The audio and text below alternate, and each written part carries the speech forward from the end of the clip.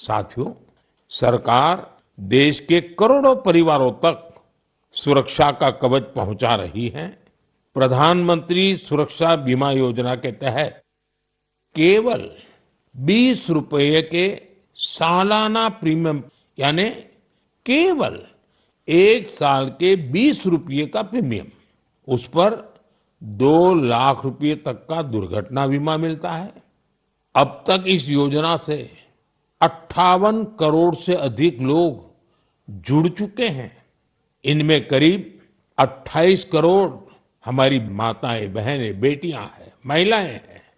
इस योजना से पीड़ित परिवारों को अब तक जो हिसाब मिला है 3,700 करोड़ रुपए से अधिक की सहायता मिल चुकी है।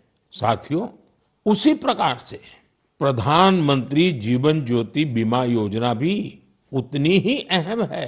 ये योजना व्यक्ति की दुखद मृत्यु होने पर उसके परिवार को 2 लाख रुपए का बीमा कवर देती है।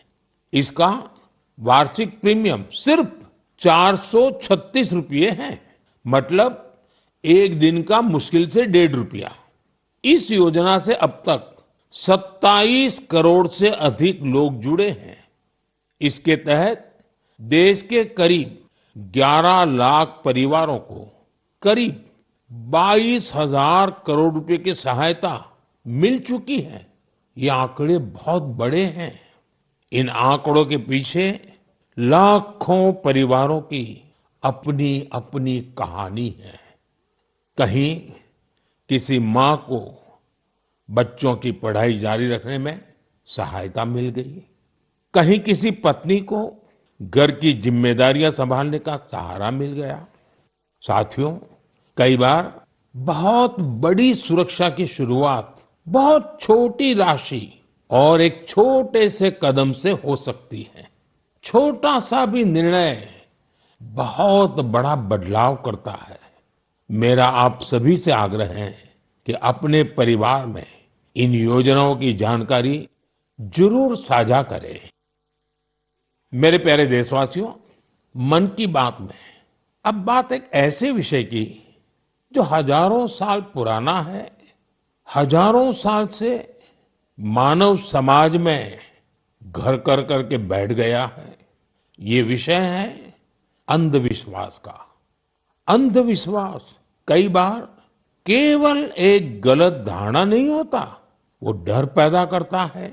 और जब डर मन पर हावी हो जाता है तो इंसान सच को देखना ही बंद कर देता है।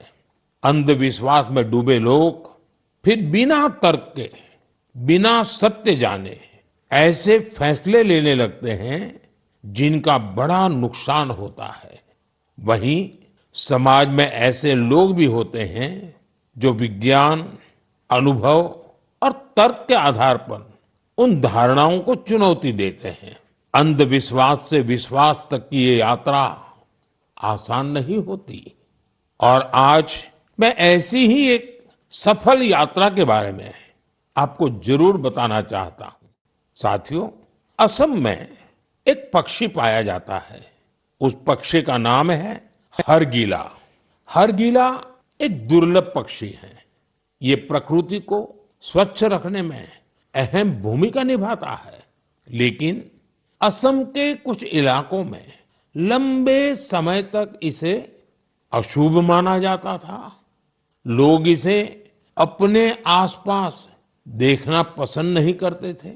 कई बार उन पेड़ों को भी काट दिया जाता था जिन पर हरगिला के घोंसले बने होते थे।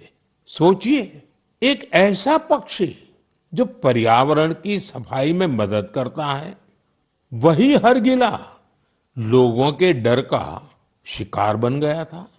इसी दौरान जीव वैज्ञानिक पूर्णिमा देवी बर्मन ने ये सब देखा। उन्होंने लोगों के मन में बैठी गलत धारणा को बदलने का संकल्प लिया। उन्होंने महिलाओं से बात की, उन्होंने लोगों को विज्ञान के आधार पर समझाया। धीरे धीरे महिलाएं इस अभियान से जुड़ने लगी। फिर एक बड़ा बदलाव शुरू हुआ। जिस पक्षी को कभी अशुभ मानकर भगाया जाता था, वही गांवों की पहचान बनने लगा। हजारों ग्रामीण महिलाएं हरगिला को बचाने के लिए आगे आई। आज उन्हें हरगिला आर्मी के नाम से जाना जाता है। इन महिलाओं ने समाज के साथ संघर्ष भी किया, समाज को समझाने के लिए दिन रात काम किया और अंधविश्वास को पीछे छोड़ करके रहे। उन्होंने दिखाया है, जब सही जानकारी पहुंचाई जाती है तो वर्षों पुरानी सोच भी बदल सकती है। साथियों, मैं अक्सर कहता हूं, जो खेलता है वो खिलता है। आज देश में ऐसे युवाओं की संख्या बहुत तेजी से बढ़ रही है, जो खेल भी रहे हैं और खिल भी रहे हैं। पहले की तुलना में अब कहीं अधिक युवा खेलों को कैरियर के रूप में अपना रहे हैं। मुझे नागालैंड के दो ऐसे प्रयासों के बारे में जानकारी मिली है जो बहुत दिलचस्प है। पहला प्रयास है नागालैंड बेबी लीग। नाम सुनकर आपको जरूर लगता होगा कि ये बहुत छोटे बच्चों की कोई साधारण लीग होगी, लेकिन ऐसा नहीं है। ये 5 से 10, 12 साल की आयु के छोटे छोटे बच्चे, फूल जैसे बच्चों की एक असाधारण लीग है। और इन बच्चों के फुटबॉल खिलाड़ियों की एक ऐसी लीग है जो उनकी रफ्तार को और प्रतिभा के लिए उनको प्रेरित भी करती है और उनकी पहचान भी बनाती है। इसकी शुरुआत नागालैंड के अधिक से अधिक बच्चों को फुटबॉल से जोड़ने के लिए हुई थी। 5 से 12 वर्ष तक के लड़के और लड़कियां इसमें हिस्सा ले सकते हैं। ये लीग अब अपने 3 वर्ष पूरे कर चुकी है। इस लीग का बच्चों के मन पर बहुत अच्छा प्रभाव पड़ा है। साथियों, नागालैंड में एक और अच्छा प्रयास हो रहा है। इसका नाम है नागालैंड विमेन फुटसल लीग। हो सकता है आपके लिए ये फुटसल एक नया नाम होगा। मैं आपको बताता हूं, फुटसल को इंडोर फुटबॉल भी कहा जाता है। इसमें एक टीम में केवल 5 खिलाड़ी होते हैं। खेल का मैदान भी फुटबॉल के मैदान से बहुत छोटा होता है। इस कारण खिलाड़ियों को तेज फैसले लेने होते हैं। उन्हें अपनी टेक्निक और स्किल का बेहतर इस्तेमाल करना पड़ता है। नागालैंड की विमेन फुटसल लीग हमारी बेटियों को अपनी प्रतिभा दिखाने का अच्छा अवसर दे रही है।